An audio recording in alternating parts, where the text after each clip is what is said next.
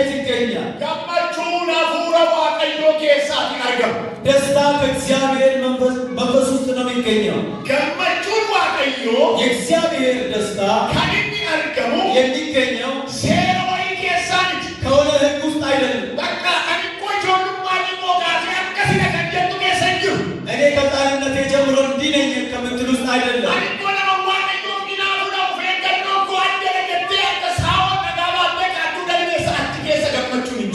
እኔ ደግሞ ለእግዚአብሔር የተለየው ነኝ ብለህ ሳይሆን ድንጋይ ይዘህ ልትሄድ ትችላለህ። ደስታ እዛ ውስጥ የለም። የእግዚአብሔር ደስታ ከመንፈስ ቅዱስ ውስጥ ይገኛል። የእግዚአብሔር ደስታ ከዓለም ውስጥ አይገኝም።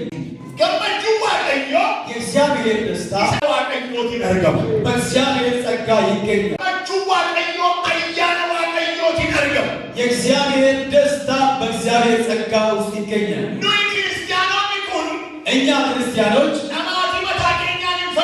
በራሳችን ጥረት አልዳንም። እኛ የምናድሰው ክርስቲያናዊ ሕይወት የለም። መጀመሪያ የሰማነው ኢየሱስ ክርስቶስን የዓለም መድኃኒት የሆነው ሰላም የሆነው የታሰሩትን ለመፍታት የመጣው የተገባቸው ብርሃን ለመሆን የመጣው የዘላለም ሕይወት ሊሰጠን የመጣው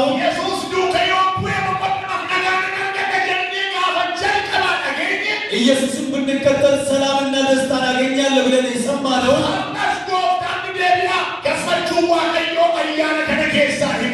ዛሬ ወደ ጌታ ተመለሱ። የእግዚአብሔር ደስታ በዚህ ጸጋ ውስጥ ይገኛል። ቲቶ ምዕራፍ 2 ላይ እንዲህ ይላል፣ ሁሉንም የሚያድን የእግዚአብሔር ጸጋ ተገልጧል ይላል።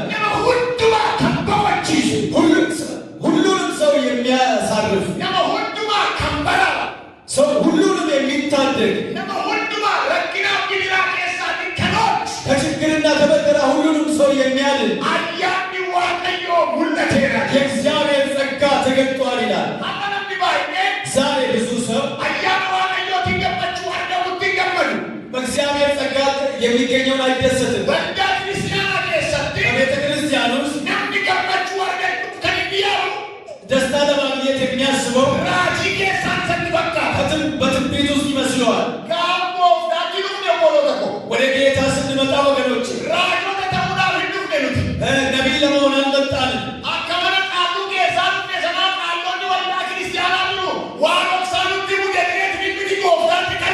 ውቃቢዎች በቤተ ክርስቲያን ውቃቢ ያለ ብለን ይነግሩናል ብለን አልመጣንም።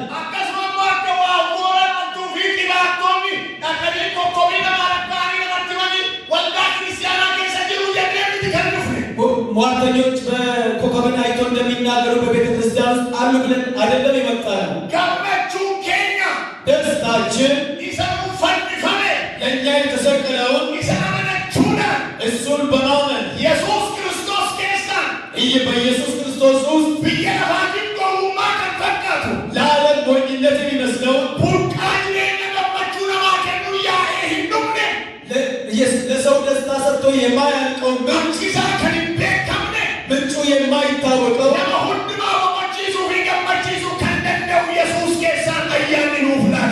ሰዎች ሁሉ የሚያሳርፍ በኢየሱስ ውስጥ ተሰጥቶናል።